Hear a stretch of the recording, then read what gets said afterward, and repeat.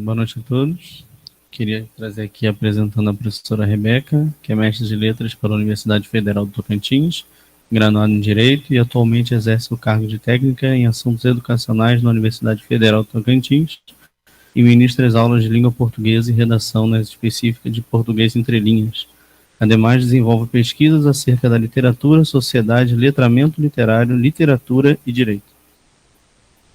Professor, obrigado pela presença aqui. Pode começar.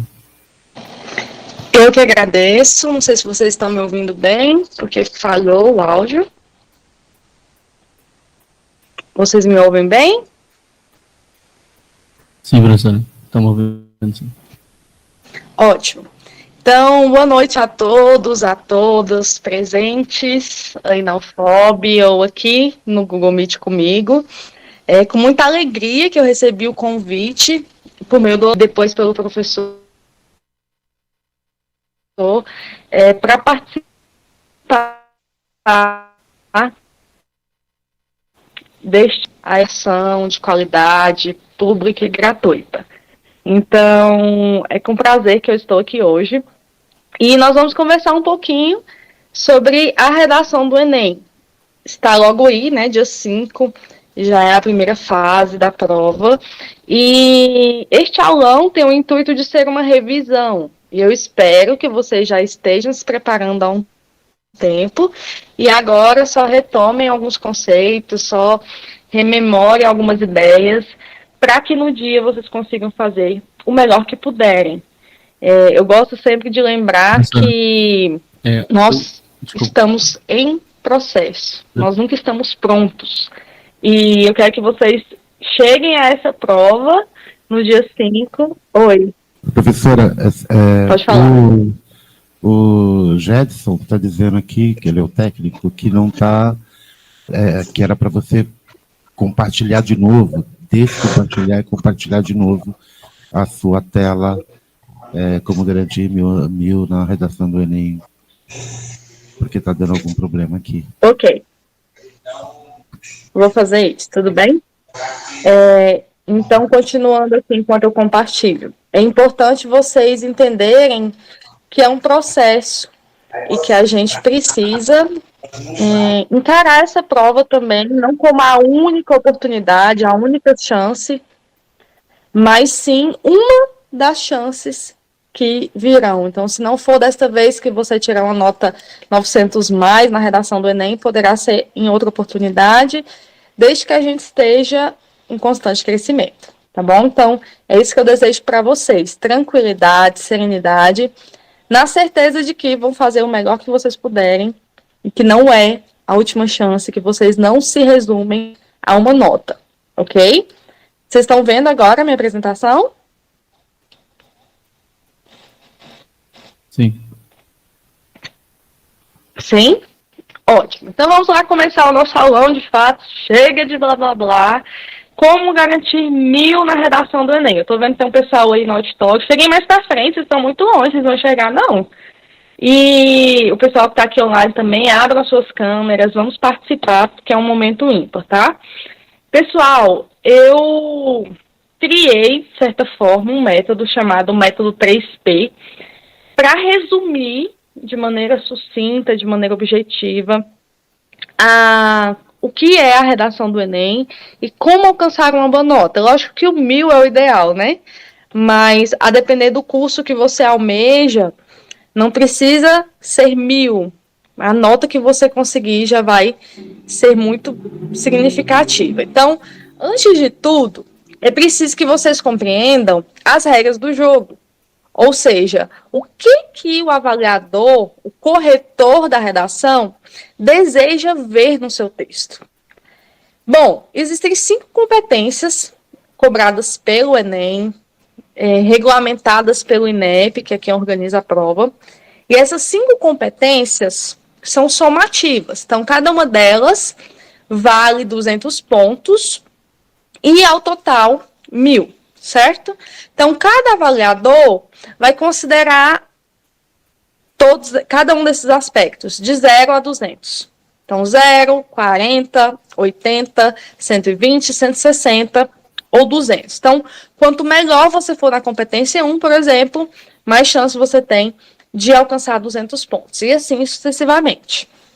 A competência 1 diz respeito ao domínio da gramática da língua portuguesa, ok? Então, aqui, eles pretendem analisar se você domina a escrita formal. E aí é interessante porque, assim, a gente às vezes ignora a gramática normativa nas aulas que são muito chatas, muito entediantes, mas a gente precisa aprendê-la não para usar o tempo todo com os nossos amigos, na conversa de WhatsApp, não. Porque cada situação comunicativa exige uma modalidade da língua. O mais importante é que você saiba se comunicar na modalidade formal para esses momentos, de escrever um texto, quando você estiver lá na faculdade, você tiver que apresentar um seminário, escrever um artigo. Então, é preciso compreender um pouco, sim, de gramática. Não é o mais importante, porque cada um tem um peso.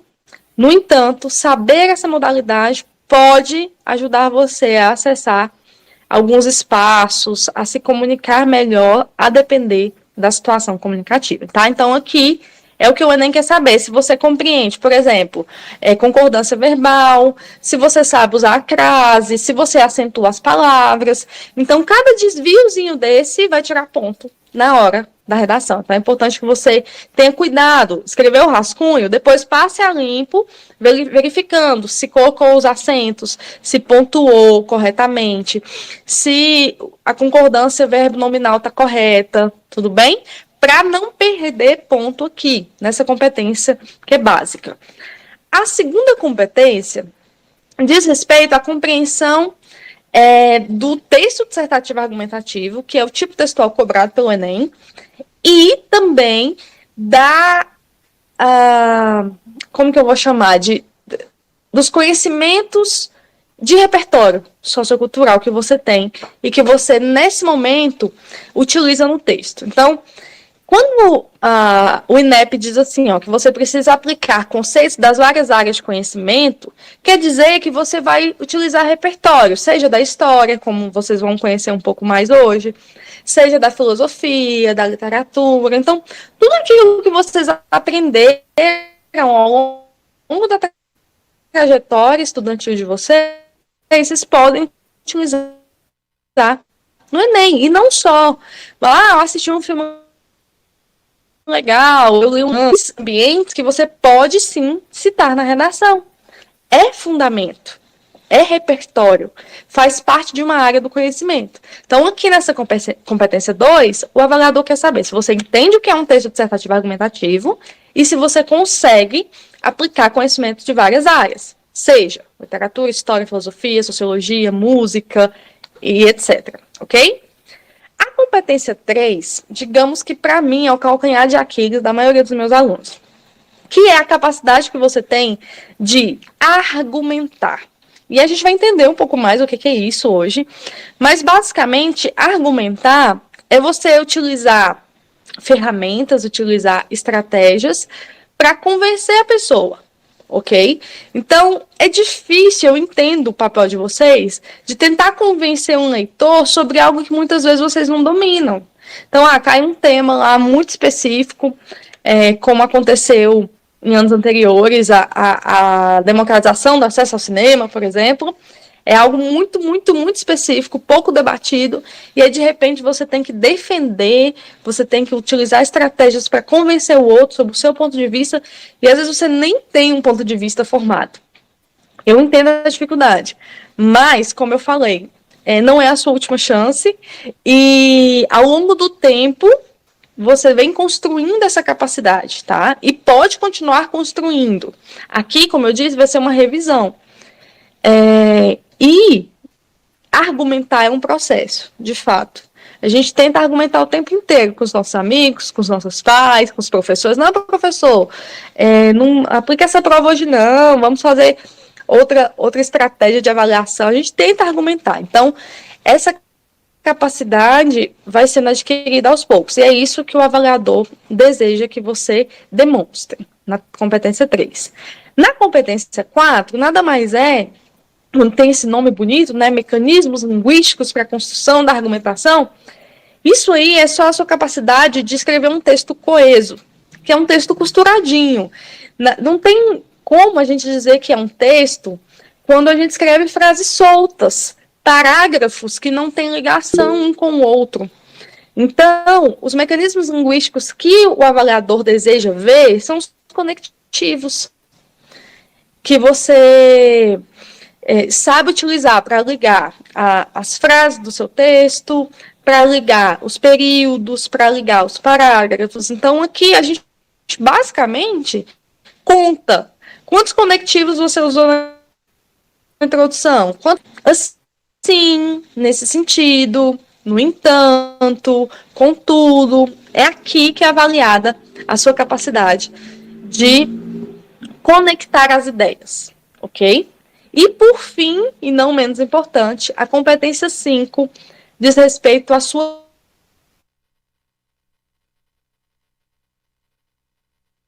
conclusão. É exigido que você escreva, você proponha uma intervenção. No mínimo, quantos conectivos, Sofia? Não há um mínimo, mas, por exemplo, se você escreve na introdução 3 períodos, você precisa ter pelo menos 2 conectivos, tá? Por quê? Período, gente, para quem não entende muito essa palavra técnica, é uma oração que começa com a letra maiúscula e termina no ponto final, tá? Então, período é aquela frase da letra maiúscula ao ponto final.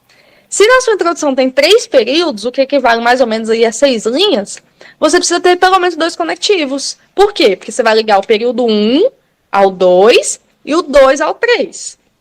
Ok?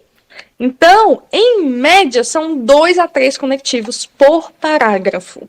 Então, 2 na introdução, 2 ou 3 no desenvolvimento 1, 2 ou 3 no desenvolvimento 2 e 2 na conclusão. Nós vamos ver isso na prática aqui ao longo do aulão. Tudo bem? Então, voltando para a competência 5, proposta de intervenção. O Enem, além de querer que você aplique conhecimento de várias áreas dentro de um texto dissertativo argumentativo, ele deseja também que você proponha uma solução para aquele problema social. Então, sempre vai haver um problema social lá na prova do Enem. Não tentem adivinhar tema, gente. Tentem conhecer os problemas sociais do nosso país. Busquem entender o que está acontecendo, por que determinadas situações ocorrem, para que vocês ampliem o repertório, tá? Ficar tentando adivinhar tema não vai resolver. Então, aqui você vai propor o detalhamento na C5. Vou te ensinar um detalhamento top hoje, Sofia, que é detalhar o agente. Quando você detalha o agente, você vai e arrasa. Então, a proposta de intervenção é isso, é você propor uma solução para aquele problema, é você dizer quem vai fazer, o que vai ser feito, para que vai ser feito, de que forma vai ser feito, com vistas a solucionar, ou pelo menos trazer um possível caminho para solucionar aquele problema social, tá? Então, agora, gente, de maneira assim, bem superficial, porque eu fiz um sobrevoo sobre as regras do jogo, a gente vai, de fato, ver passo a passo, tá? O que tem na introdução, o que tem no desenvolvimento, o que tem na conclusão. E aí, a gente vai entrar também no método 3P, que é o método que eu elaborei para ajudar vocês, tudo bem? Bom, primeiro, o tipo textual. Quando a gente vai para a redação do Enem, a gente não vai escrever uma receita. A gente não vai escrever uma poesia, um poema. A gente não vai escrever uma carta. A gente vai escrever um texto dissertativo argumentativo. Cada um desses gêneros que eu citei, poema, receita, carta, tem uma estrutura. E a gente precisa respeitá-la. Se a gente não respeita essa estrutura, corre-se o risco de escrever outra coisa que não aquele texto pedido, tá? Então, é preciso entender, de fato, a estrutura do texto dissertativo argumentativo. A finalidade, para que esse texto existe? Para que eu leio textos dissertativos argumentativos e para que eu os escrevo? Então, assim, às vezes a gente fica muito na caixinha de que eu vou aprender redação para o Enem, eu vou aprender redação para o Enem, mas a gente aprende a escrever para a vida, porque o tempo inteiro a gente está lendo e está escrevendo, lendo e escrevendo. que seja o textão do Facebook, que eu nem sei se vocês escrevem mais, né? Que seja a legenda no Instagram, que é um gênero. Mas, na situação comunicativa, a gente tem um objetivo, que é, primeiro, nos fazer compreensíveis. Então, as pessoas precisam entender o que a gente está falando.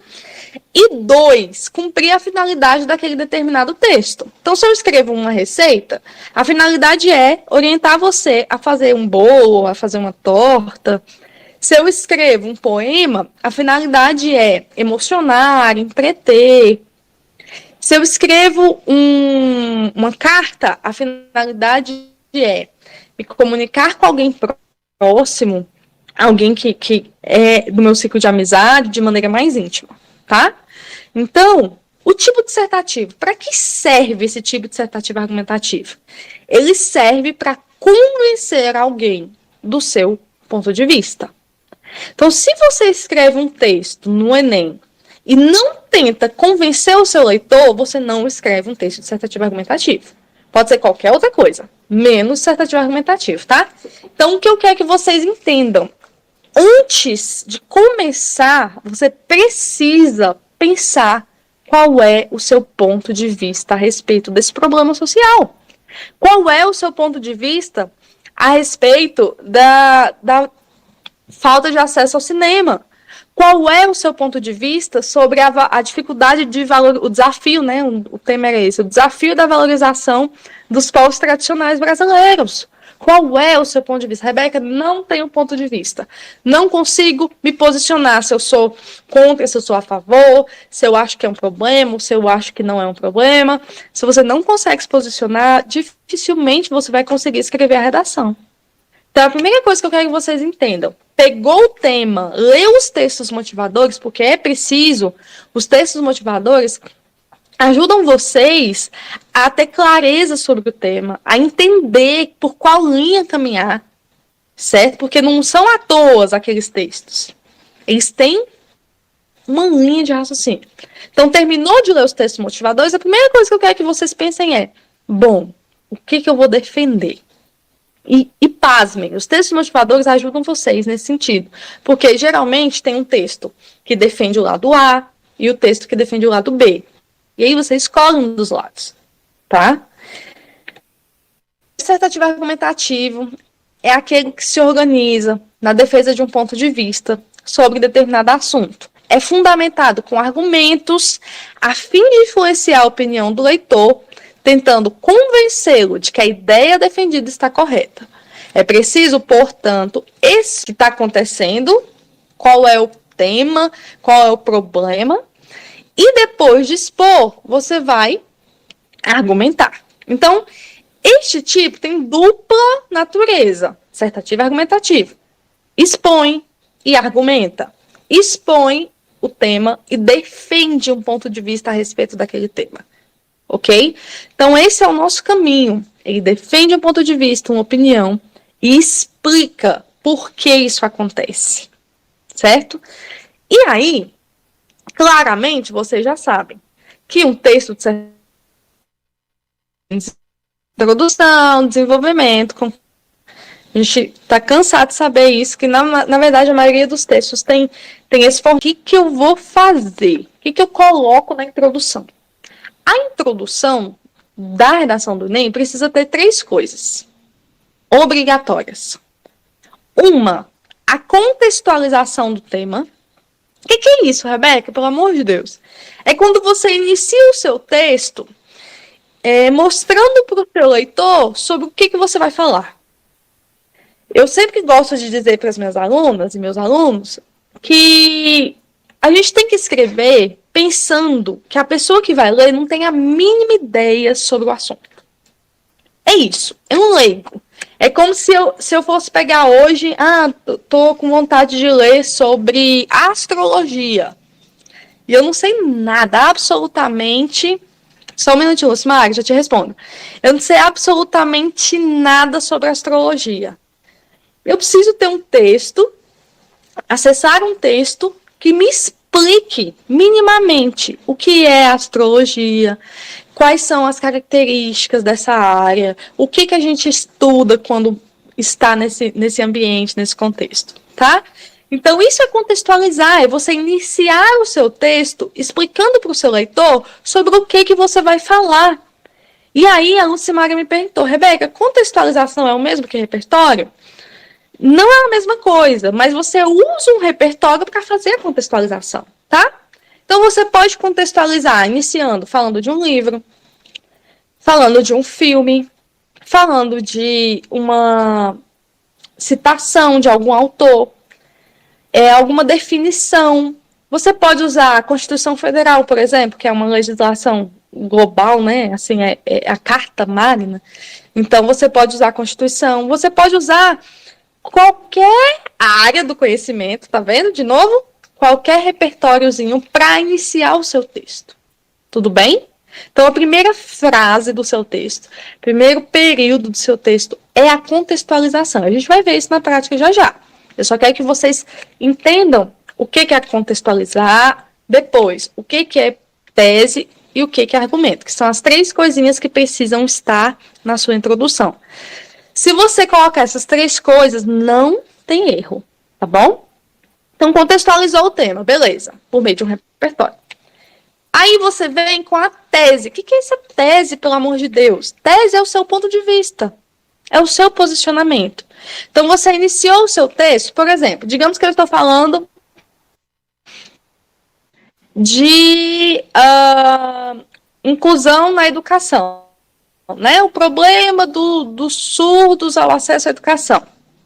E aí, eu vou começar o meu texto contextualizando. Se eu estou falando de educação, eu tenho que pelo menos dizer para o meu leitor que eu vou falar disso. Então, eu começo assim, de acordo com a Constituição Federal de 1988, a educação é direito de todos, dever do Estado e da família. Ponto.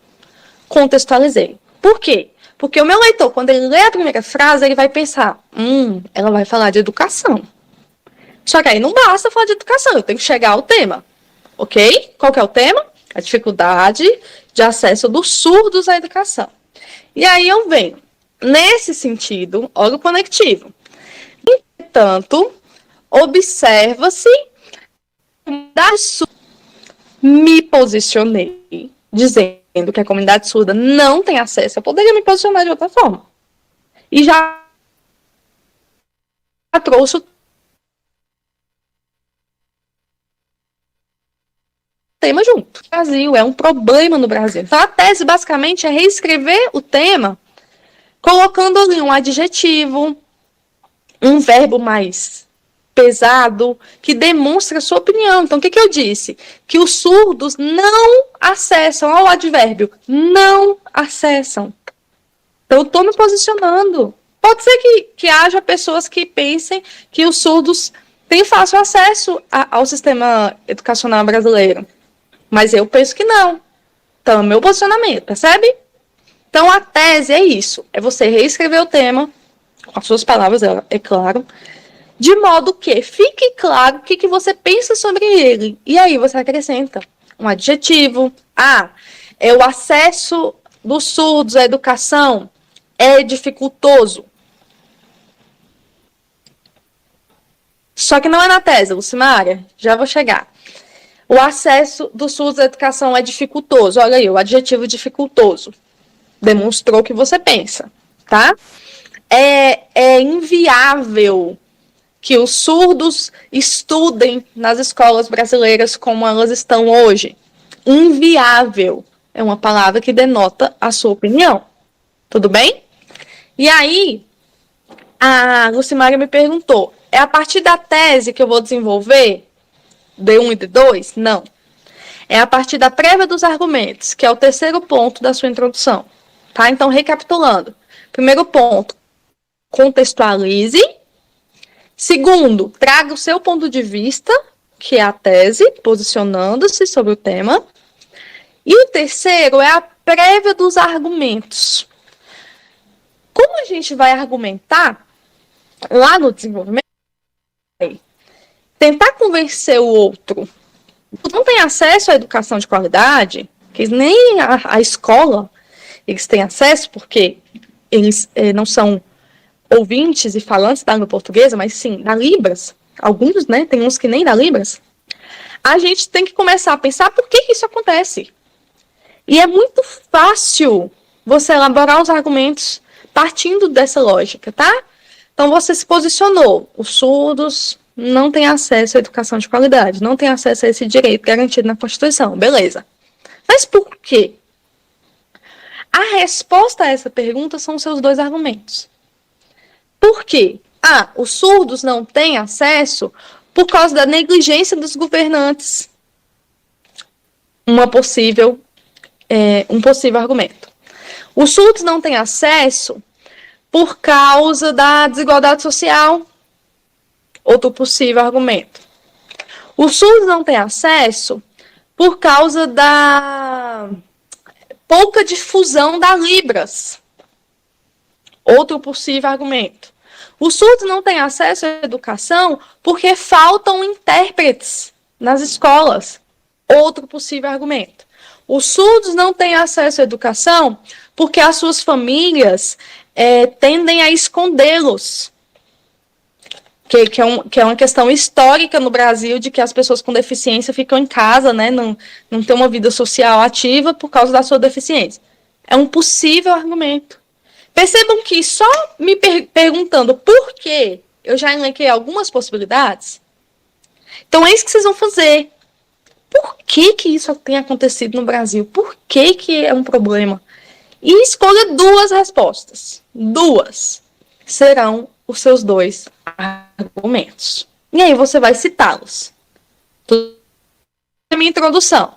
De acordo com a Constituição Federal de 88, a educação é direito de todos, dever do Estado e da família. Ponto. Entretanto, a comunidade surda brasileira não tem acesso a esse direito. Nesse sentido, é importante verificar os motivos pelos quais isso ocorre. Falta de intérpretes na escola, falta de contratação de intérpretes. 2, qual foi o outro? Negligência governamental. Ok? Então, citei os dois argumentos que eu pensei. Vamos ver um exemplo de redação nota 1000, de introdução nota 1000? Eu peguei esse exemplo aqui de um estudante que tirou 1000 na redação do Enem de 2022. Ok? O tema, como vocês já devem ter visto, foi sobre a desvalorização dos povos tradicionais. E aí, povos tradicionais, a gente entende que podem ser indígenas, quilombolas, ribeirinhos e diversos outros povos que estão à margem da sociedade brasileira. E aí, então, vamos ver como que esse candidato que tirou 1000 construiu a sua introdução, tá? O pessoal da plateia, Preto, vai ter acesso a perguntas? Eles têm como escrever num papelzinho, alguma coisa desse tipo? A senhora quer que eu faça as perguntas agora ou no final da aula? Pode ser no final, tá? É só para ver a possibilidade que eles têm. Qualquer coisa, se alguém tiver uma dúvida, levanta a mão que eu levo o microfone lá. Tá bom, perfeito. Alguém tem? Então vamos lá.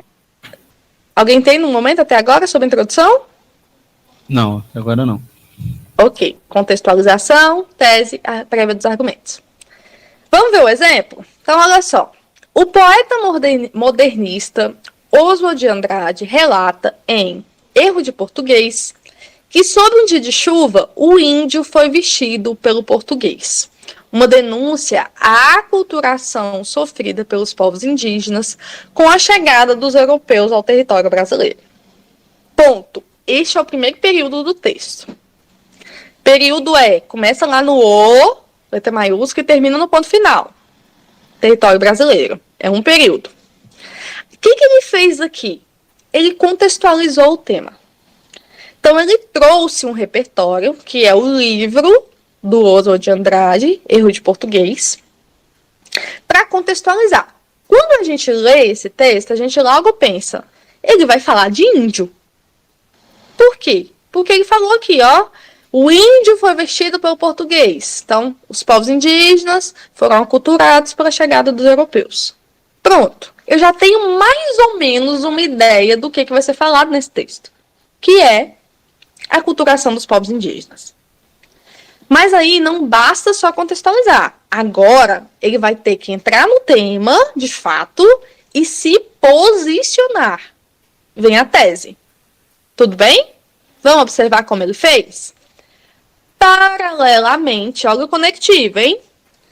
Paralelamente, no Brasil atual, há a manutenção de práticas prejudiciais, não só aos silvícolas, que é sinônimo de indígena, mas também aos demais povos e comunidades tradicionais, como os pescadores. Ponto. O segundo período, gente, está o posicionamento dele. Claramente, claramente. Rebeca, como é que eu sei que é o posicionamento? Porque tem palavras aí, gente, que denotam opinião. Olha o que ele fala. Que no Brasil atual, a manutenção de práticas prejudiciais. Quando ele utiliza o adjetivo prejudiciais, ele está falando, olha, aí no Brasil de hoje até continuam prejudicando os povos tradicionais.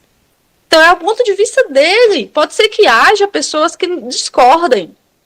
Tudo bem? Então, ponto de vista, cada um tem o seu. Mas lembre-se, a banca, no caso do Enem, norteia vocês. Se ela já disse que é um desafio valorizar os povos tradicionais, não tem como você dizer que os povos tradicionais são super valorizados, tá? Mas aí você se posiciona conforme dá. Práticas prejudiciais permanecem não só aos indígenas, mas também aos demais povos. Então aqui ele trouxe o tema bonitinho. Finalizaram a tese, vem então a prévia dos argumentos. E aí, tem que lembrar. Bom, ainda práticas prejudiciais aos silvícolas e aos povos tradicionais como um todo. Por quê? Por quê? Essa é a pergunta de milhões, que vai te levar aos argumentos, tá? Por quê? Bom, o que o candidato disse?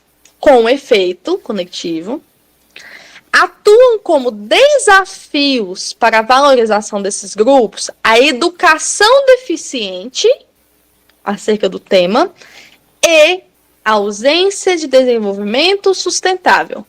Esses foram os dois porquês que ele pensou aí. São os dois argumentos. Então ele diz assim, ó, os povos tradicionais continuam sendo prejudicados, os pescadores, os indígenas e demais, porque não tem uma educação de qualidade eficiente e porque não tem uma cultura de desenvolvimento sustentável. E aí a gente vai entender isso melhor no desenvolvimento. Na introdução não é lugar de você começar a explicar. Você só cita, tá? E aí, todo o texto dele vai ser tentando convencer você de que há práticas prejudiciais por meio de uma educação ineficiente e falta de desenvolvimento sustentável. É isso que ele vai fazer o texto inteiro, tá? Nós vamos chegar lá. Tudo bem até aqui, gente? Eu quero que fique claro para vocês. E, de novo, é uma revisão, não dá para aprender tudo hoje, mas eu quero que o que eu estou dizendo fique claro para vocês. Vou tentar grifar aqui, não sei se eu vou conseguir. É em 3 cores diferentes, para vocês perceberem. Ó, primeiro período, contextualização. Segundo período, tese. Terceiro período, prévia de argumentos. Tudo bem? E caiu a minha tela. 1 minuto. Agora, nós vamos para o desenvolvimento. O que tem que ter em um desenvolvimento de milhões? A gente nem quer milhões, né? A gente só queria 1000. O desenvolvimento, gente, é o coração da sua redação. Por quê? Porque o desenvolvimento é o momento em que você dá o show, que você brilha. Na introdução, você só dá um gostinho do que vem depois. No desenvolvimento, você, de fato, precisa cumprir a função de discorrer sobre o assunto, sobre o tema e convencer a pessoa. Tudo bem? Como é que eu faço isso, Rebeca? Pelo amor de Deus. Gente, o argumento você já definiu, porque está lá na introdução. Para o nosso colega, o argumento foi educação ineficiente. Foi o primeiro argumento que ele usou. Tá? Você já tem um argumento. Depois que você tem um argumento, você precisa explicar esse argumento e fundamentá-lo. Então é tipo assim, não é só a Rebeca que acha que a educação no Brasil é ineficiente. Você tem que trazer alguém para reforçar o seu ponto de vista, sabe? Para dar mais peso ao que você está dizendo. Então, assim, a educação é ineficiente sobre os povos tradicionais, traz alguém, um autor que fala sobre o assunto, traz um livro que aborda a questão, traz uma pesquisa do IBGE, do IPEA, que seja. E aí você pode estar se perguntando, Rebeca do céu, como é que eu vou ter esses repertórios na minha cabeça? Não seria errado, Sofia. Pode usar a informação do G1. Não tem problema, tá? Desde que cite a fonte. Notícias podem ser usadas. Como é que eu vou ter tudo isso na minha cabeça, gente? Só tem um jeito, prática. Então, por isso que eu falei, aqui você não vai salvar a pátria, este aulão. É a título de revisão. O que salva para a pátria, de fato, ou seja, salva a sua nota, é você praticar ao longo do tempo, ao longo do ano, do semestre, para que quando você, de fato, tenha que escrever a redação do Enem, você já tenha adquirido certo repertório, você já tenha estudado um pouco sobre os vários temas que vão te ajudar, sabe? Muita coisa parecida no Brasil. Muita coisa parecida no Brasil. Então, assim, não tem como eu te dar repertório para tudo aqui. O que vai te fazer aumentar esse repertório, aumentar a sua bagagem, dos seus dados, referências culturais e históricas, são as aulas que vocês assistem, são os filmes que vocês veem, são os livros que vocês leem, tá? E mais na frente a gente vai falar sobre isso. Então, no desenvolvimento, o que tem que ter no desenvolvimento? O argumento, que é o primeiro período do seu parágrafo de desenvolvimento, que a gente chama de tópico frasal, mas não se apeguem a esses nomes difíceis. É o argumento que tem que estar presente ali no primeiro período. Depois você vem com a explicação do argumento. E, por fim, a citação, a referência que vai fortalecer o seu argumento, que vai embasar o seu argumento, que é um repertório, tá? E aí você finaliza o seu parágrafo. Então, nos parágrafos de desenvolvimento, discorra a respeito do argumento citado anteriormente na introdução e mobilize dados, referências culturais, históricas para fundamentar a discussão. Tudo bem? Vamos ver o que o candidato fez? Olha só. Parece que é grande, mas é porque quando digitou ficou grande. O texto dele deu 30 linhas, tá? Não passem de 30 linhas. E a gente vai descobrir como hoje também, porque é um dos P's. Gente, a primeira frase do seu parágrafo de desenvolvimento tem que ser o seu argumento. Você já tem que dizer logo para o leitor, olha, eu vou argumentar sobre isso aqui. Tá? Então, olha só o que ele fez. Lembra lá na introdução que ele disse que o que causa as práticas prejudiciais em relação aos povos tradicionais é uma educação ineficiente e falta de desenvolvimento sustentável? Vamos ver isso agora? Então, no primeiro parágrafo de desenvolvimento, ele vai falar de educação ineficiente. Tá claro como a lua de sol. Vamos ver? Diante desse cenário, existe a falta da promoção de um ensino eficiente sobre as populações tradicionais. Rebeca, você é mãe de Ná? Tem uma bola de cristal? Não, ele me disse isso na introdução. E é isso que eu quero que vocês façam. Quando vocês já dizem na introdução os dois argumentos que vocês pensaram, para a gente que vai corrigir o texto, assim, é tão bom, dá uma paz, porque a gente já sabe o que vem depois. Fica até mais fácil, tá? Então, a primeira frase, ele ressalta o argumento. Então, olha, existe ineficiência no ensino, ponto. E aí, o que ele vem agora fazendo? Ele vai explicar como é isso. Que ineficiência é essa? Como é que é esse ensino? Então, ele vai detalhar esse argumento. E aí ele fala, lembrando sempre, gente, dos conectivos, tá? Diante desse cenário, diante disso. Sob esse viés, tem que ter conectivo. Não é um emaranhado de frases soltas. Um texto tem que ter uma organização.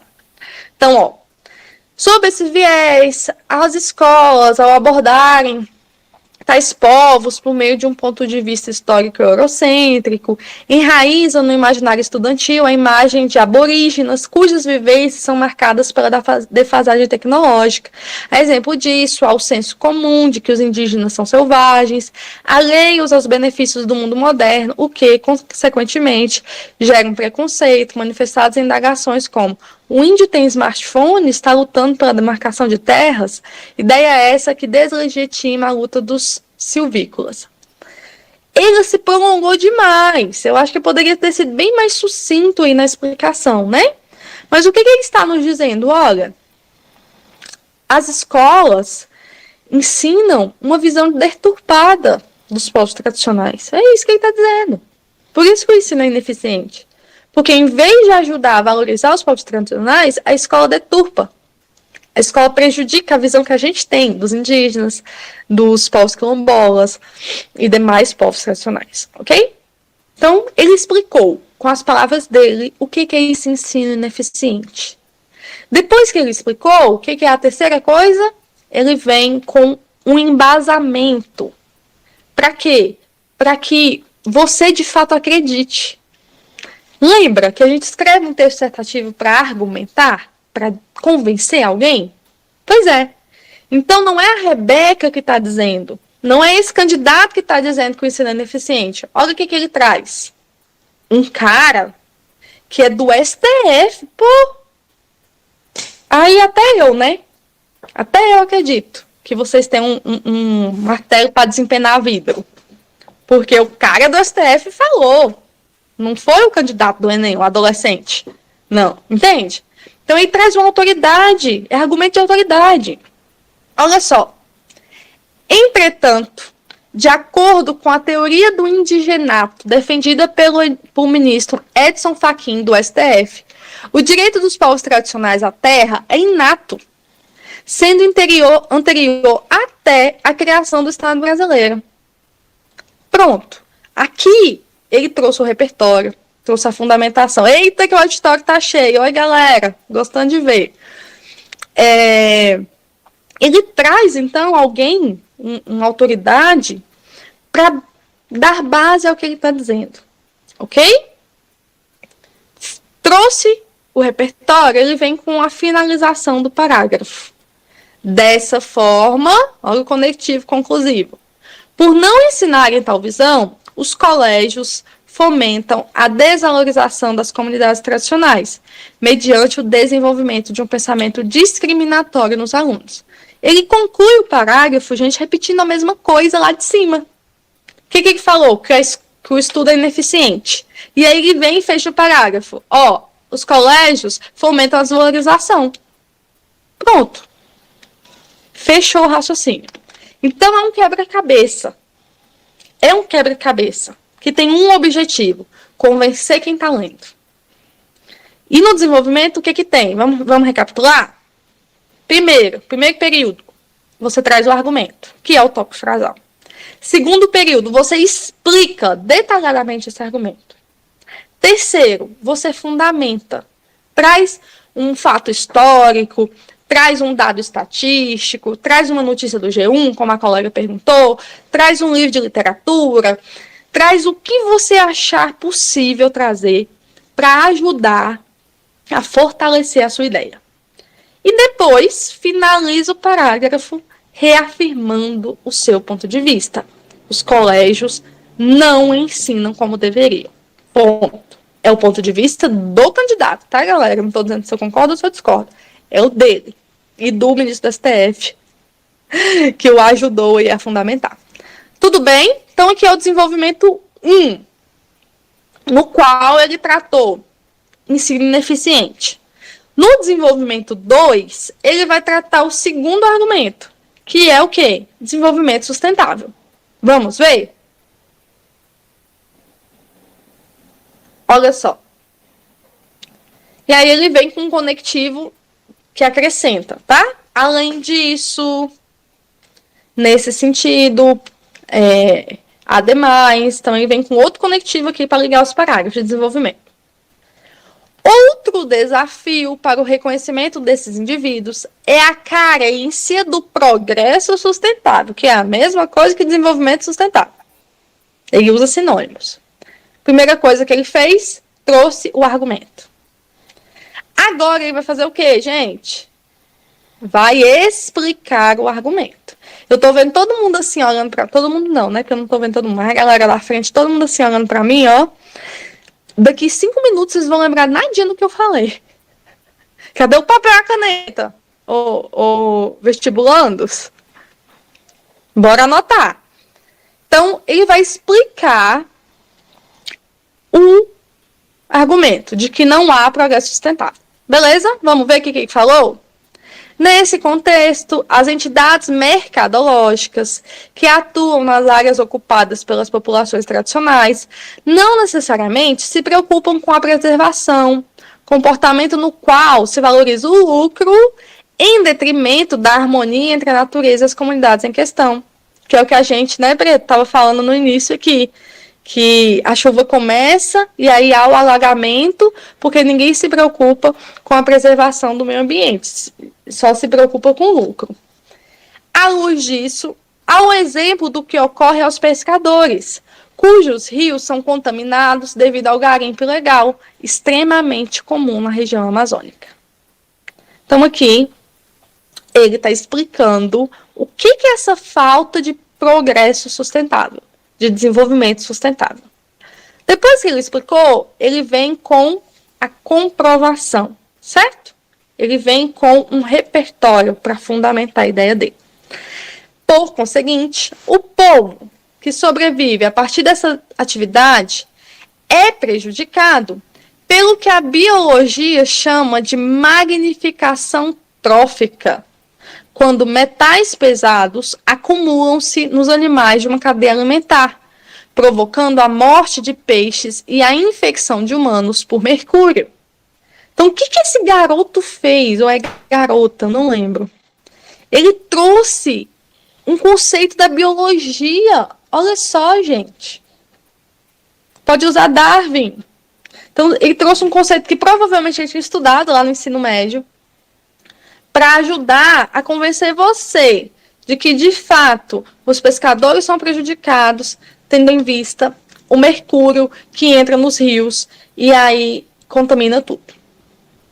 Beleza? Então, ele trouxe um conceito da biologia para poder fundamentar.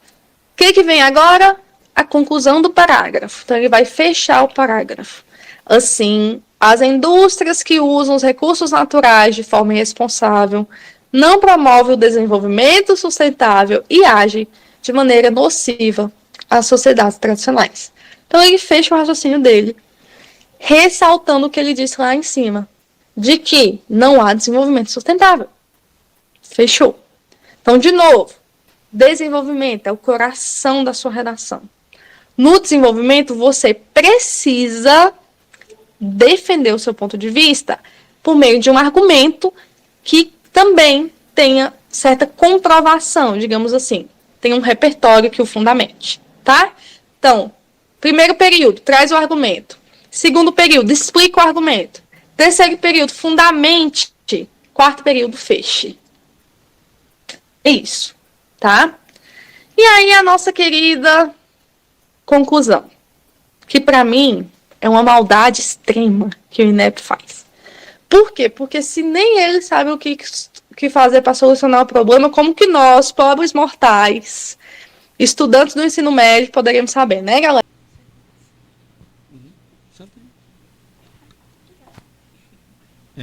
Para quem chegou depois, eu sou Gabriel Sintra, fui professor no pré-ENEM, alguns aqui já foram meus alunos. Para quem não sabe o que foi o pré-ENEM, a gente deu aula durante todo esse ano, preparando tudo de conteúdo, da geografia, matemática, física, e o aulão é o complemento final para todo mundo, né? Daqui a pouco já está chegando as provas. Então, a gente vai ter agora aula de história, professor Alex, passar aqui para minha colega para ela poder se apresentar e apresentar o nosso professor. Então. Obrigada. Boa noite a todos. Meu nome é Amanda, sou acadêmica de Direito aqui da UFOB. E, nesse momento, eu vou estar apresentando aqui o professor Alex. Mas, antes disso, vou falar um pouquinho também. Dei aula de História Online e Filosofia e Sociologia presencial no projeto. Projeto esse de extensão, que eu super agradeço a oportunidade. E sobre o professor Alex, o nome dele é Alex Álvares Silva. Ele é professor na Universidade Federal do Oeste da Bahia. Se formou em doutor em História pela Universidade Federal de Goiás. Ele é mestre desde 2009. Ele é bacharel em 2006 e licenciado em 2005 em História pela Universidade Federal de Minas Gerais. No ensino, ele atua em disciplinas sobre teoria e história da historiografia, historiografia brasileira e ensino da história na pesquisa. Possui experiência em historiografia brasileira e em cultura histórica em jogos digitais. Atualmente, participa dos grupos de pesquisa Comunidades Virtuais do Instituto IFBA Baiano e Identidade, Cultura e Memória. Atuou também no campo da formação docente em História, tanto como coordenador local do curso de licenciatura em História da plataforma Freire, no ICADES do IFBA, quanto como coordenador da área do Programa Institucional de Bolsas de Iniciação à Docência, que é o PIBID. Foi coordenador geral dos núcleos docentes do Centro de Humanidades da UFOB de 2016 a 2018 e é vice-diretor pro tempore do Centro das Humanidades da UFOB de 2014 a 2018. E coordenador do curso de licenciatura em História do ICADES da UFBA de 2010 a 2012. Pode vir.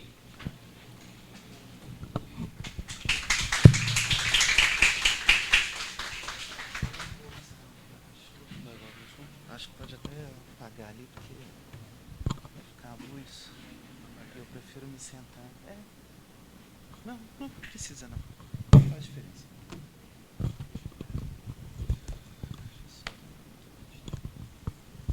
Tem que apagar a luz? Não precisa não.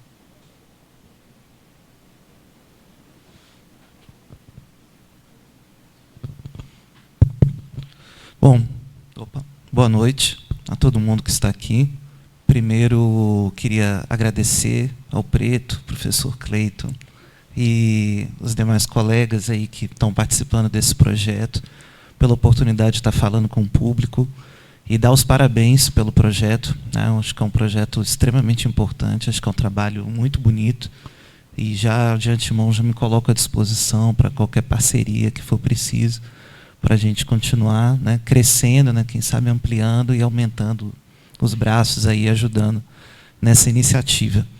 E dar os parabéns para vocês também que estão aqui, pré-candidatos aí ao Enem, candidatos e candidatas ao Enem, inscritos e inscritas do Enem, e principalmente por estarem com essa disposição de, numa sexta-noite, depois de uma tarde com uma chuva rápida, porém intensa, com queda de energia, problema na rua e tudo mais, e vocês estão aqui nessa disposição para ouvir.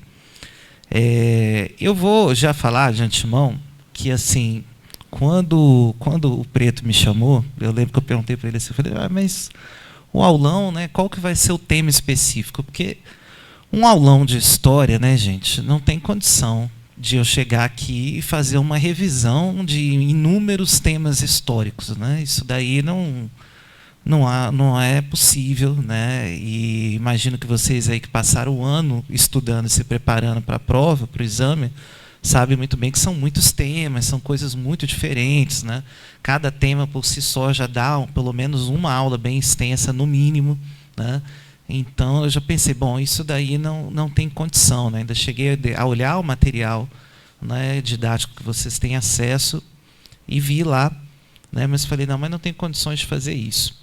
Então eu decidi fazer o seguinte, pensei assim, o que eu posso falar de útil para esse pessoal? Pensei em duas coisas. Primeiro, que é uma oportunidade de falar para um público que nem sempre está muito interessado em história, coisa que normalmente não acontece, já que na maior parte das vezes eu estou falando para alunos do curso de História, né, ou alunos de Humanidades que já têm um certo interesse.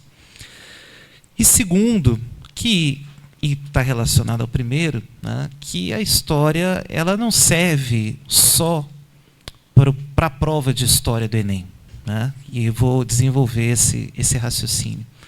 E eu queria começar falando um pouco disso. Né? Para que serve a história, afinal de contas? E espero que, através de algumas ideias aqui, a gente consiga conversar um pouco, não só sobre o para que serve a história, mas como que ela pode ajudar em vocês, não só na prova de história, mas inclusive na redação do Enem, como estava tendo na aula anterior. Então, acho até que foi muito feliz essa organização, foi muito bem pensada, porque eu acho que a história tem muito a ajudar vocês também na redação, mais do que às vezes as pessoas imaginam, né? Então, vamos começar pensando um pouco para que serve a história, para além de fazer a prova do Enem. Porque eu concordo com que a professora... Qual o nome dela mesmo? Que a professora Rebeca, ela disse o seguinte, né, num determinado momento da fala dela, antes da gente cair a nossa conexão, ela disse assim, a gente aprende a escrever não é para o Enem, a gente aprende para a vida. Né? E ela estava justamente falando como que dominar, né, ou pelo menos dominar a norma culta da língua portuguesa é um aprendizado que não é só para a prova do Enem, mas para outras situações que vocês vão passar na vida, onde há uma expectativa de que vocês escrevam de uma maneira mais formal, né, e diferente do que a gente escreve, enfim, no WhatsApp, Instagram, etc. e tal. Né? E eu diria que, apesar da maioria das pessoas não se dar conta disso, a história tem um mesmo tipo de relação, ou pelo menos a gente deveria ter o mesmo tipo de relação com ela. Entender que a gente não aprende história só para passar em uma determinada situação, ou por uma erudição de informações, de conhecimentos, mas que ela tem uma serventia para a vida também. Eu acredito nisso. Né? Então, primeiro, a gente tem que lembrar que a história, né, como conhecimento, a historiografia, chama aqui na universidade, ela já existe como um fenômeno cultural há muito tempo. Né? Ela está muito vinculada ao nosso modo de nos localizarmos no tempo. Né? Nós vivemos em uma sociedade em que é marcada por essa ideia de historicidade, de que nós temos um ano, de que nós nos identificamos como vinculados a um determinado período, a uma determinada época, que essa época é mais ou menos assim, em decorrência do que aconteceu em períodos anteriores, que pessoas viveram antes de nós e fizeram uma série de coisas, ou deixaram de fazer uma série de coisas, que levaram o mundo a ser do jeito mais ou menos que ele é hoje. Né? Até mesmo o nosso senso de espiritualidade judaico-cristão é muito marcado por uma ideia, né, de que até mesmo o sagrado estabelece uma relação com os seres humanos através da história. Né? O judaico-cristianismo é permeado de livros históricos, de acontecimentos históricos da revelação divina. Né? Há um Jesus Cristo histórico, no sentido de que ele viveu uma determinada época, um determinado período, sob um determinado governo. Né? Então, esse é um primeiro ponto. Né? A história, como conhecimento, ela faz parte da nossa cultura de uma maneira que não conhecê-la, né, ou estar à margem dela, né, no sentido de ignorar a sua presença, é ignorar uma presença marcante do nosso meio cultural. E, para além disso, a história também é uma área de conhecimento. E é uma área do conhecimento humano que, assim como outras áreas de conhecimento, como a biologia, química, física, geografia, etc. e tal, pretende dizer alguma coisa sobre a realidade. Então, na medida em que, tal como outros conhecimentos, a história quer dizer algo de verdadeiro sobre a realidade, ela é, antes de mais nada, uma forma de pensar a verdade dos fenômenos humanos. E eu acho importante falar dessa palavra verdade, porque talvez todos os conhecimentos contemporâneos, no meu entendimento, estão hoje em dia sendo bastante questionados em termos de sua validade, em termos de sua veracidade, muitas vezes sendo tomados como opiniões. Né? Afinal de contas, hoje em dia, a gente tem uma legião de especialistas de YouTube e de TikTok, de Instagram, que estão aí afirmando sobre o formato da Terra, sobre acontecimentos históricos, né, sobre mil coisas, né, que eles estão tirando da cabeça deles, né? Então, a questão da verdade é uma questão crucial. E a questão da verdade ela é uma questão crucial também na história. Então, mais do que um conjunto de informações, do que apenas uma relação de o que eu aprendi sobre os acontecimentos tal, x, y, z, no período tal, tal, tal, no ano tal, no lugar tal, né? A história se trata de uma forma de pensamento, uma forma de pensar o mundo. É um tipo de racionalidade.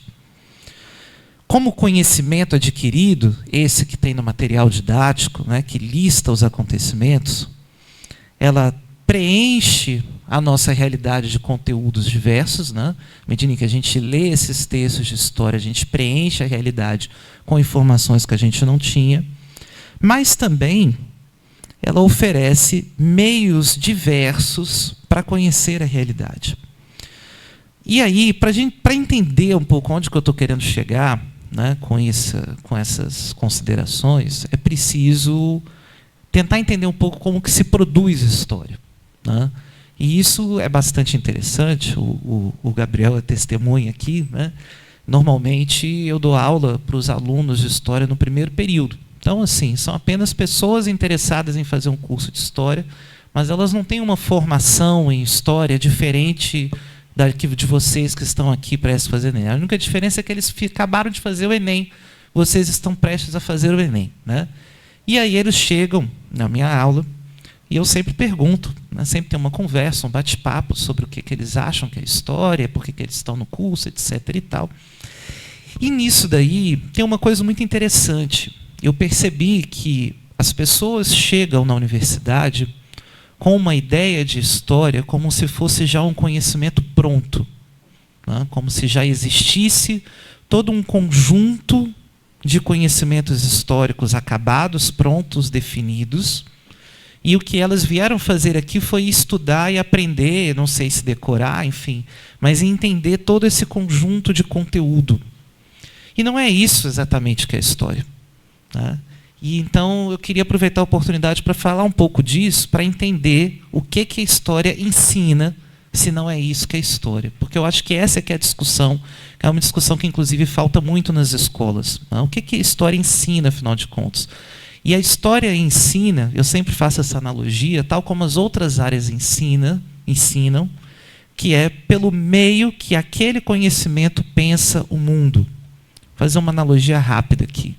Quando você vai estudar matemática, o que importa mais? Você aprender o resultado de determinadas contas, de determinadas fórmulas e de determinadas equações, ou você aprender a raciocinar aqueles problemas através daqueles cálculos, fórmulas e equações e aplicar aquele raciocínio a situações diversas? Estão entendendo onde eu estou querendo chegar? Né? O que importa no raciocínio matemático é a aplicabilidade daquele raciocínio para situações diferentes. A matemática também é uma forma de pensar a realidade. E eu vejo a história, e queria apresentar para vocês aqui uma visão de história semelhante.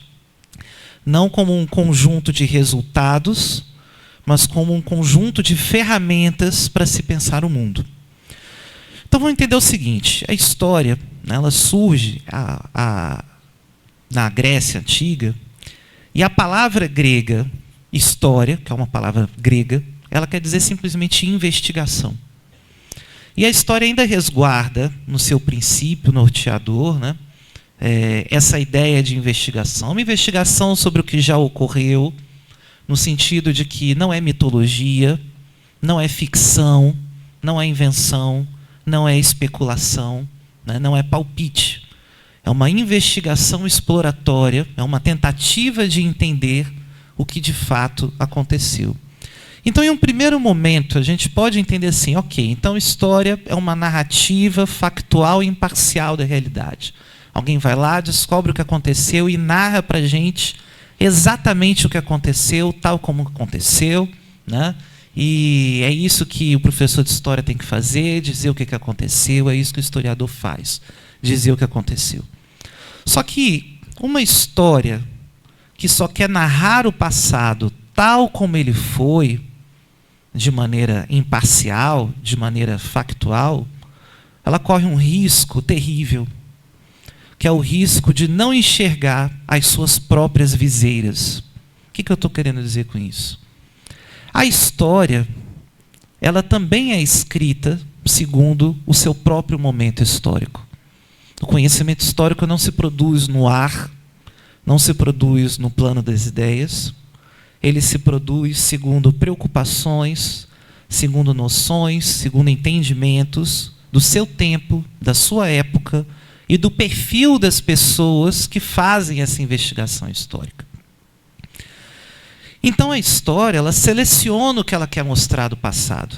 Ela escolhe os temas, ela organiza os acontecimentos, ela interliga explicações, ela resume as informações e apresenta o passado como se fosse um conjunto coerente, como se fosse algo que tem um sentido pronto a ser compreendido, e o que os historiadores acabam apresentando para o público já está apagado daqueles traços caóticos, da confusão que é a existência humana. Então percebam, quando a gente lê um texto de história, um texto didático, um livro de história mais aprofundado, ali tudo faz sentido, tudo está concatenado, tudo está organizado de maneira a explicar. A explicar o quê? Uma realidade que é profundamente dispersa, caótica, imprevisível, tal como a nossa aqui hoje. Como que a gente explica o sentido do agora? Pronto. Como que a gente explica o sentido do agora em poucas palavras? Mas um livro de história faz isso, né? Ele resume um século em uma página, em um parágrafo, ou então em certos acontecimentos ele detalha, esmiuça, cita nomes, locais. Há uma seleção, há um olhar que está guiando essa produção, esse entendimento do que aconteceu. E esse olhar também é histórico, também tem suas viseiras, também tem suas limitações, seu foco, suas preocupações próprias.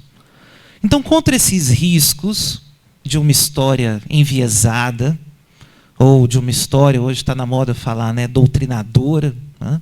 Dizem que a gente faz isso aqui na universidade, né? Doutrina federal, né? Doutrina os estudantes, né? Tem gente que diz isso por aí. Então, contra os riscos dessa história doutrinária, desde o início, essa ideia de investigação foi escrita com base em testemunhos, em documentos, em registros, em evidências. Hoje em dia, os registros visuais, audiovisuais. Na ausência de uma máquina do tempo que nos pudesse levar ao passado, a história ela oferece um contato com tudo aquilo que nos foi deixado pelas gerações anteriores. Então, essas marcas, esses testemunhos do passado, esses documentos, todas essas coisas que foram deixadas por aqueles que estavam aqui antes de nós, né? Elas atestariam assim a validade das afirmações históricas. Então, eu acredito na história porque o pesquisador foi lá, colheu documentos, colheu testemunhos, mostrou por A mais B que tal e tal coisa aconteceu, né, porque há registro disso, etc. Mas também aqui a história pode se enganar, tá? Porque todas as testemunhas e todos os seus registros são igualmente humanos e históricos. Ou seja, viram e entenderam apenas aquilo que lhes parecia real, que lhes parecia possível de entender, que lhes parecia relevante de registrar, tal como eles entendiam que poderia e deveria ser registrado. Então, não raro, também essas testemunhas do passado se enganavam, podiam estar enganadas, ou mesmo estavam tentando enganar, aumentaram, diminuíram, mentiram, omitiram, segundo também suas próprias viseiras, seus próprios pontos de vistas, suas perspectivas particulares, históricas, sociais, etc. Então, como evitar o risco do engano na história? Como é que a gente pode dizer que a história tem algo a ensinar para a gente, que aquilo ali tem alguma validade, se há tanto risco de engano para todos os lados? A gente aprende, né, que a melhor maneira de evitar esse risco é assumi-lo. É assumir a própria historicidade do conhecimento. A história é um conhecimento.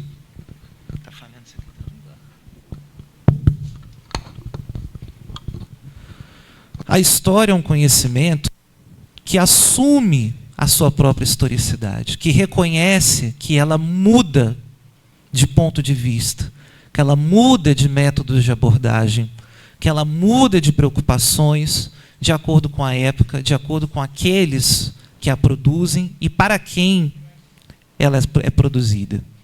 Então, assumindo a sua própria perspectiva, assumindo as intenções da sua investigação sobre o passado, o porquê, assumindo os problemas que movem a investigação sobre o passado e os limites que consegue, que dá conta de reconhecer no seu próprio olhar. E reconhecendo também a historicidade, a provisoriedade das suas fontes. Entende que as fontes, que os testemunhos, que os documentos, que os registros também são históricos, também são limitados, parciais, e que muitas vezes revelam mais por aquilo que não dizem. Tal como uma pessoa acusada de um crime, que diz muito mais de si do que quando ela se resguarda o direito de permanecer em silêncio, do que quando ela responde a certas perguntas, sabe? Quando o acusado fala, invoca o meu direito de permanecer em silêncio. E este silêncio já é uma resposta. E nos diz mais do que, às vezes, diria uma fala ensaiada eventualmente. Então, na impossibilidade de se retirar as viseiras que a história tem, que todos nós temos, nós aprendemos a reconhecer essas viseiras, a presença delas e as suas características. Mas convém lembrar que não é só a história que sofre de tais limitações. Tá? Todo conhecimento, todos os outros, sem exceção, são humanos, são provisórios, estão sujeitos ao erro, precisam de revisões, são guiados por motivações, por interesses, por preocupações de sua época e de sua sociedade. Então, a história, ela não é só uma forma de olhar para o passado, como às vezes se pensa. Ela é também uma forma de olhar para o próprio conhecimento. Então, o que a história tem a oferecer para quem não tem interesse só no acúmulo de informações eruditas sobre o passado? O que a história tem a oferecer para quem não quer aprender sobre decorar datas e nomes, né, e memorizar uma sequência de acontecimentos? E o que ela tem a ajudar a vocês na hora lá do ponto final, na redação do Enem, porque, né, agora já está muito em cima para aprender todo o conteúdo didático de história, assim, da noite para o dia. Né? Embora tenha gente que tenha esse tipo de habilidade, não vou negar que exista isso, mas não é comum. Né? A gente pode pensar que a maior contribuição, e eu gosto de pensar pelo menos, que a maior contribuição para as pessoas que a história tem a dar, e que eu acho que pode ajudar vocês ainda na prova, espero contribuir um pouco com isso aqui, é essa própria forma de olhar, de pensar, uma racionalidade, ou o que eu vou chamar aqui de uma razão histórica. A razão histórica, ela é uma forma de pensar, antes de mais nada, sobre si mesmo. A razão histórica reconhece que nenhum ser humano existe desconectado de sua sociedade, de uma realidade maior que lhe cerca, que condiciona a sua existência e que é anterior à sua presença no mundo. E as características dessa realidade você não escolheu. Esse é o primeiro ponto que a razão histórica nos ensina. Você vive uma realidade que já estava feita antes da sua presença nesse mundo. Você não escolheu o mundo em que você vive, e a não ser que vocês queiram, né, seguir as dicas dos coaches da vibração, do pensamento que traz o sucesso automático pelo poder da crença, né, vocês precisam lidar com o dia a dia de um mundo que já opera segundo lógicas, dinâmicas, modos de funcionar que já existiam muito antes de vocês aqui. Então, a razão histórica, ela é uma forma da gente pensar sistematicamente sobre as relações e as condições sociais que marcam a existência de cada um. O que isso tem a ver com o que a professora estava falando antes? Lembra que ela falou que vocês vão ter que argumentar? Que tem um momento que é uma tese no texto argumentativo, dissertativo argumentativo, onde você apresenta um ponto de vista. De onde vocês tiram seus pontos de vista? De onde vocês tiram as suas próprias ideias, senão das suas experiências particulares, familiares, sociais, comunitárias? Ou seja, da sua presença em um mundo já povoado de pontos de vista, de valores e de ideias, nos quais vocês precisam navegar de alguma maneira. Estão entendendo onde eu estou querendo chegar? Então, é só a partir dessa situação de estar presente em um mundo com essas marcas, de ter um lugar no mundo. Quando você se perguntar lá, na hora da prova, sobre qual é o seu ponto de vista sobre um assunto, lembre-se que o ponto de vista nem sempre é uma escolha totalmente arbitrária. Aliás, nunca é arbitrário. Existe uma escolha, sim. Mas você só vê a realidade através das condições em que você foi colocado ou colocada nesse mundo. Você entende a sua realidade e as opiniões que você tem sobre o mundo a partir dessa historicidade da sua realidade, que é diferente da de outro, que é diferente da de outro. O seu ponto de vista se torna seu quando você assume que você está em um lugar, em um tempo, em uma determinada realidade que é sua. E é ali que você encontra os seus valores, que não são só seus vindos da sua cabeça, não. Eu não sei se vocês já repararam, mas a gente pensa através de linguagem, né? Você lá na sua intimidade, pensando. Comecem a pensar, e a minha provocação no sentido de vocês fazer esse esforço de aprender com a história, no sentido de aprender com os historiadores e historiadoras, a entender o passado não como uma abstração sobre outros tempos, outros lugares e outros povos que não me pertencem, mas entender o passado como tempos e lugares que ajudam cada um a compreender o aqui e agora com que a gente tem que lidar. Há tempos e lugares outros que guardam semelhanças, ou que guardam até causas das situações que hoje nós vivenciamos. E há também tempos e lugares diferentes, até estranhos para mim, para nós.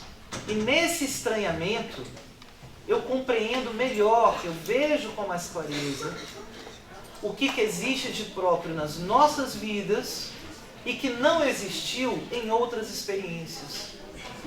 Por quê? E aqui eu retorno a esta coisa do ponto de vista. A formação do eu, a descoberta do eu, o entendimento do eu, passa também pelo entendimento do outro. Por aquilo que o outro tem de semelhante e por aquilo que o outro tem de diferente com relação a mim. Quando eu olho o outro e reconheço algo nele comum a mim, eu vejo, olha, isso parece comigo, eu aprendi algo sobre mim mesmo. E quando eu olho o outro, e este outro é muito diferente, me causa um certo estranhamento, tem outros valores, outras ideias, funciona de outra forma, tem outros costumes, experiências, eu olho para ele e falo, eu não sou daquela forma. E ao reconhecer isso, eu também aprendo algo sobre mim mesmo. Então a história, ao olhar para o passado, na verdade, ela fala de nós para nós. Estão entendendo? Então a razão histórica, ela é sempre uma conversa. Ela sempre reconhece pontos de vista. Ela é uma conversa entre o quê? Entre o presente e o passado, onde eu compreendo melhor a mim mesmo através dessa compreensão do outro, em suas diferenças e em suas semelhanças. A razão histórica, ela reforça a minha autolocalização no tempo, autolocalização social, com base nesse conhecimento que vocês, eu espero, estudaram ao longo do ano, mais amplo, orientando as escolhas que a gente faz e as escolhas que a gente vai precisar fazer com relação ao futuro. E a história também é capaz de me auxiliar a diferenciar o verdadeiro do falso, a ver a realidade de uma forma mais complexa e menos simplista. Não porque eu absorvi um conjunto de informações factuais. Isso até pode fazer parte. Mas porque o olhar histórico é aquele que me torna capaz de identificar as intenções históricas que orientam diferentes pontos de vista. E aqui, mais uma vez, vou voltar para a questão da redação. Tá? Quando eu olho uma situação que eu sou convidado, que eu sou convocado a emitir um posicionamento, a dissertar sobre como eu entendo aquele assunto, esta situação, independente de qual for, independente de ser a situação da população indígena, independente de ser a situação da população com deficiência, no caso, no questionamento sobre a população surda, independente disso, toda situação pode ser decomposta em diferentes camadas. Camadas o quê? Camadas de processos históricos. Aí, voltou.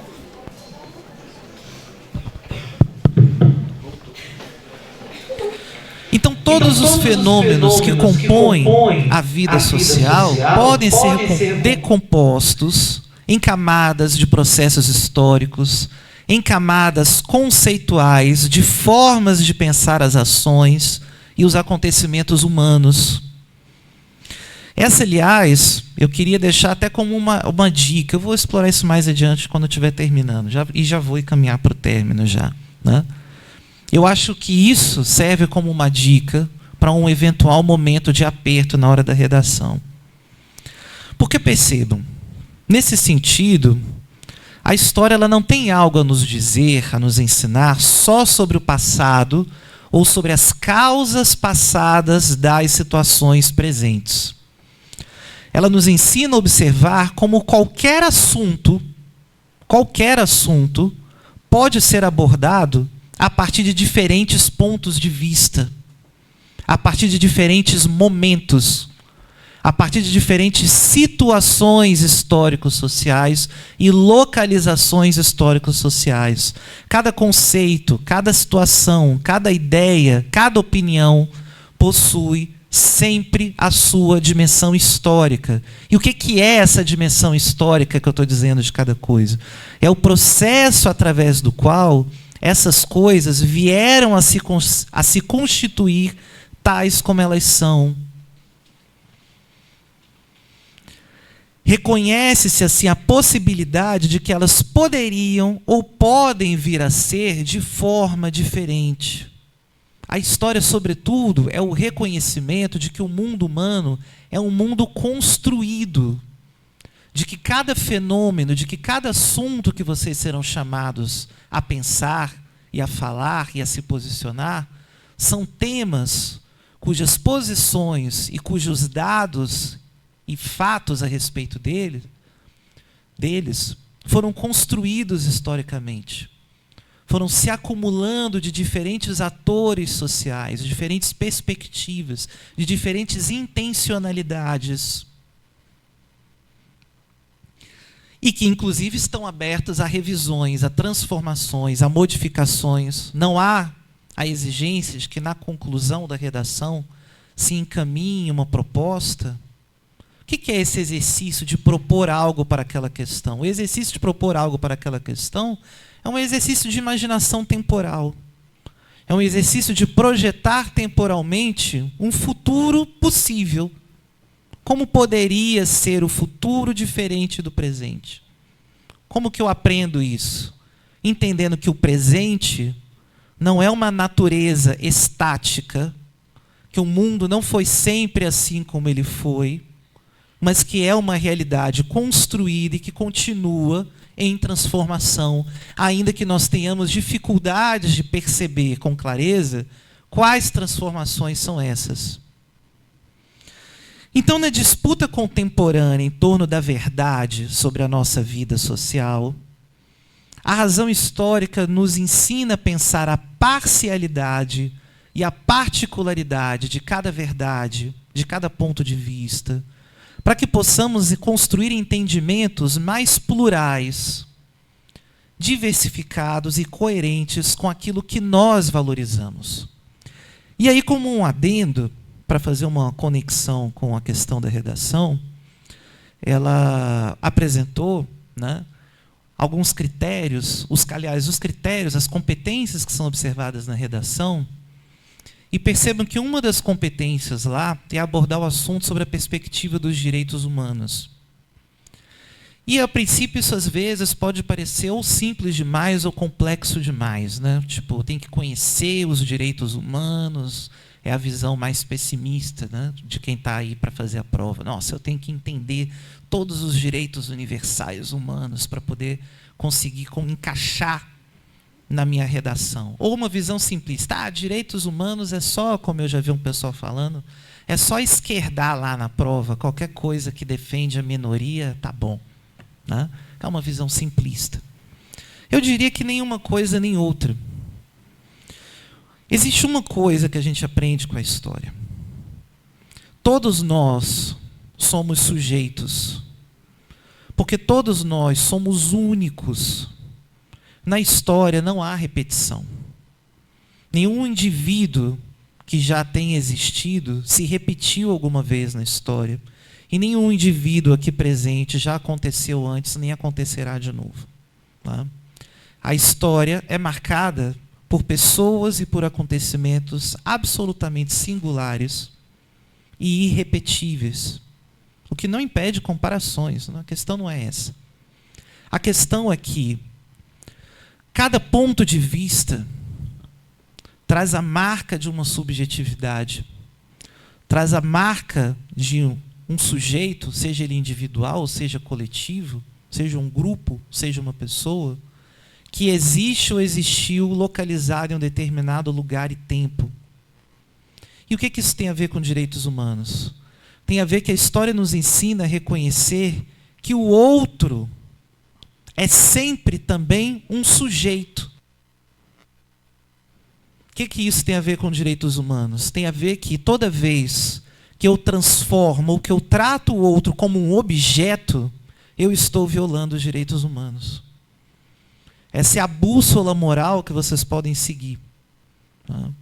Os direitos humanos, resumidamente, reconhecem o direito do outro ser tão sujeito quanto eu. E qualquer política, qualquer postura, qualquer decisão, qualquer atitude que coloque o outro como um objeto, como um menor, como um subalterno, como alguém que não decide por si, é uma violação ou algo que vá na contramão desses direitos. Então, eu vou abrir para perguntas, aproveitando até que o microfone, a estrutura voltou a funcionar, né? Mas eu espero que pelo menos essas provocações, né, a um tom mais resumido, né, sejam pelo menos um convite para vocês entenderem, né, que a história, além daquele repertório que ela tem a oferecer para vocês no momento da prova, ela tem a oferecer para vocês também uma maneira de organizar o seu raciocínio quando vocês forem escrever a sua redação. Porque nossas opiniões, nossas ideias, elas não são só nossas. Elas fazem parte da nossa época. Elas fazem parte do nosso lugar social. Elas fazem parte das nossas experiências coletivas. E o nosso ponto de vista, o ponto de vista de cada um, a perspectiva e a opinião de cada um, não é exclusivo, não é totalmente individual. Eu estava falando, quando faltou a luz, né, que a gente pensa, mesmo na nossa intimidade, através da língua. Né? Quando você pensa com você mesmo, você formula pedaços de frases, né, algumas ideias, fala com você mesmo, às vezes em voz alta, às vezes em pensamento. Quem aqui inventou a língua portuguesa? Ninguém. O seu pensamento se baseia em uma estrutura que você aprendeu no mundo histórico. Ele não é uma invenção da sua cabeça, totalmente. Ele é um ponto de vista seu a respeito de um conjunto de ideias, de formas de raciocinar que lhe foram oferecidas. Então entendam a história assim também. Ela é uma ferramenta a mais para pensar o mundo e uma ferramenta a mais para organizar seus pensamentos e seus raciocínios como coisas que foram construídas, que partiram de um lugar que tem uma certa especificidade, que elas não são apenas ideias abstratas. Eu acho que está bom, vou encerrar aqui. Né? Agradeço a atenção e fico aberto às colocações. Obrigado. Muito obrigado, professor. Se alguém tiver alguma pergunta, eu vou até aí. Vocês falam no microfone. Alguém?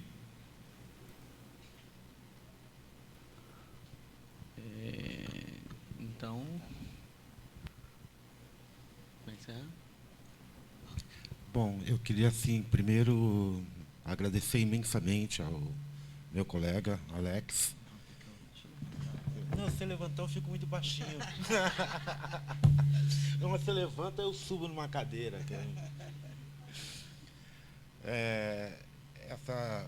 A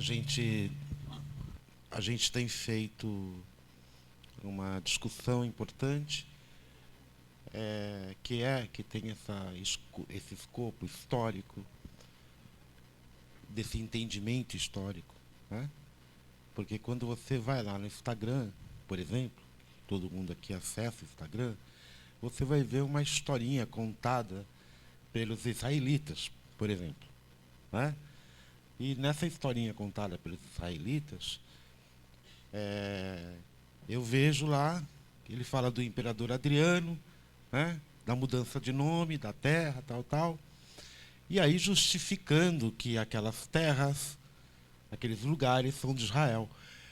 Mas os israelenses, né, vieram com Moisés. Nós estamos falando do ano... Eles estão falando do ano 163 depois de Cristo. Mas os hebreus é uma junção de vários povos, né, nessa caminhada para a Terra Prometida. E essa Terra Prometida, infelizmente, estava habitada pelos filisteus, que são o quê? Os palestinos. Não é? Então, um pouco nessa pegada aí do que o professor Alex estava dizendo, de que quando nós temos um conceito histórico, nós vamos olhar esse conceito histórico a partir de uma referência qualquer. Não é? E é essa referência que eu pergunto para o professor Alex o seguinte: como é que fica a verdade na história? Essa é a pergunta mais importante de todas. Veja bem, como é que fica a verdade na história? Nós temos aqui, o exemplo que ele deu é importante porque é o exemplo que está no assunto das mídias, né, noite e dia, né, enfim. E aí, o que a história ajuda a gente a pensar? Por um lado, o Preto já deu a indicação, né? A história nos traz informações sobre o que efetivamente se passou, sobre a trajetória da Palestina, do povo israelita, do povo árabe, né? De toda aquela região. Existe esse dado inegável. Certas situações, né? Como, por exemplo, o fato de que aquela região, até o início do século XX, ela, na verdade, há uma trajetória de mudanças de possessões imperiais, que aquilo tudo já foi Império Otomano, depois foi dividido entre franceses e ingleses, depois foi criado o Estado de Israel. Há uma trajetória de demarcações territoriais e há uma trajetória étnica de ocupações e migrações, porque a migração ela é inerente à nossa espécie, né? Historicamente, a nossa espécie é uma espécie que migra, tanto é que nós estamos ocupando todos os cantos do mundo, e isso já há milhares de anos. Agora, o mais importante, na ausência das informações factuais, o que é o raciocínio histórico nos ajuda a entender? Nos ajuda a entender que qualquer narrativa sobre o tema terá também o seu ponto de vista, o seu enraizamento histórico. Que a narrativa israelense é uma narrativa do ponto de vista do Estado de Israel, que o Estado de Israel, por ser um Estado, não é a população, assim como o ponto de vista do Estado brasileiro não representa o ponto de vista de cada pessoa brasileira. Então é importante estabelecer essa diferença também. Israel é uma coisa, a população israelense é outra coisa. Nós estamos falando de pessoas, não de coisas, né? Ajuda a gente a entender que os palestinos têm um outro ponto de vista e que cada um que se posicionar vai ter o seu próprio ponto de vista. E aí vamos à pergunta. Onde está a verdade, portanto? A verdade, portanto, está naquele discurso que justamente por aceitar, assumir o seu ponto de vista, por reconhecer o seu lugar de fala, não no sentido que é usada essa expressão hoje em dia, mas no sentido de qual é a construção do próprio discurso, reconhecer-se como um discurso construído. Entende o que eu estou querendo dizer? Faço tal leitura da situação porque a minha leitura é baseada em tais e tais e tais e tais motivos. Onde que eu estou querendo chegar? Nós vivemos em um mundo, sobretudo em um momento de conflito, pode ser uma guerra, ou pode ser uma disputa político-partidária. Na verdade, as opiniões se transformaram em dogmas. O que é um dogma? É uma verdade inquestionável. É uma verdade adquirida. Né? Israel é o povo de Deus. Isso é um dogma. Né? O direito à terra é sagrado. É um dogma. Né? O que mais que a gente pode colocar aí?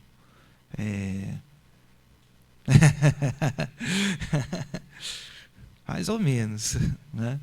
Enfim, a questão é, isso é um ponto de vista que se afirma como uma verdade em si mesma. O discurso mais próximo da verdade, eu diria, do ponto de vista histórico, da racionalidade histórica, é aquele que não tem medo de aceitar que a sua verdade não é absoluta, que a sua verdade é construída, que a sua verdade é verdade porque ela tem certos motivos e que caso tais motivos se verifiquem ser equivocados, então ela não é mais verdade. Essa é a diferença entre uma verdade historicamente racionalizada, é uma verdade que se justifica, que apresenta seus motivos, e uma opinião dogmática, que é uma opinião cujo único motivo de ser verdadeira é porque ela é verdadeira e pronto. Estão entendendo onde eu estou querendo chegar? Tá? E aí, mais uma vez, quando vocês forem argumentar, lembrem-se disso, que argumentar é racionalizar o seu pensamento, é ancorar o seu pensamento em um conjunto de elementos reais e de ideias. Ela até citou o argumento de autoridade, e de ideias que extrapolam a mera afirmação tautológica como uma afirmação evidente por si mesmo, de dizer, eu penso assim porque penso assim e pronto. A verdade de história está onde a gente pode criticar, onde é possível a crítica, onde é possível reconhecer o erro, né?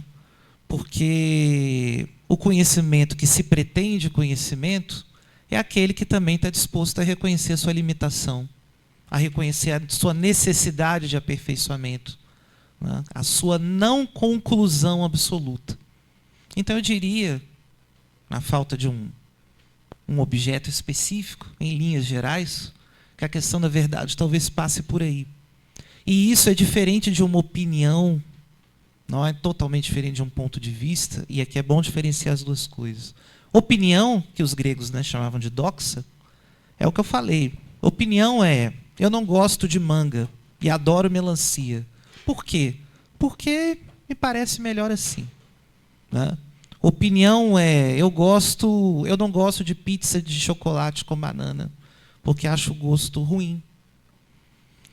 Ponto de vista é, eu não gosto de manga porque quando eu era criança eu tive uma experiência ruim com uma manga estragada. E eu reconheço que outros podem gostar, mas eu tenho meus motivos para não gostar. E é diferente eu dizer eu não gosto de dizer manga é ruim. Não, acho que é mais ou menos por aí.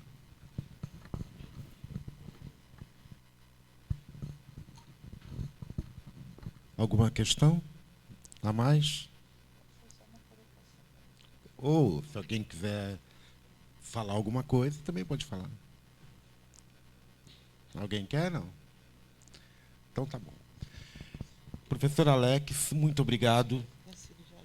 Foi ótimo e espero que isso contribua aí com nossos colegas na redação Nota 1000 ou próximo dela, né, para poder entrar aqui e ser aluno do professor Alex, né?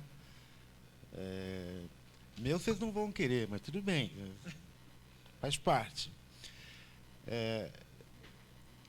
Daqui a pouco, depois que a gente se despedir do professor Alex, eu vou falar alguma coisa sobre o professor Paulo Baqueiro, que ia dar aula na segunda passada, mas que vai dar aula na próxima segunda. Só para despedir, então, agradecer a atenção, tá? A paciência de vocês, até mesmo por conta da queda de luz. Me senti muito honrado com essa vontade de vocês de acompanharem. Tá? Fico à disposição. Desejo um sucesso, sorte, tudo de bom para vocês aí no desafio que vocês vão encarar nos próximos dias, tá certo? Podem contar com a gente para o que precisar.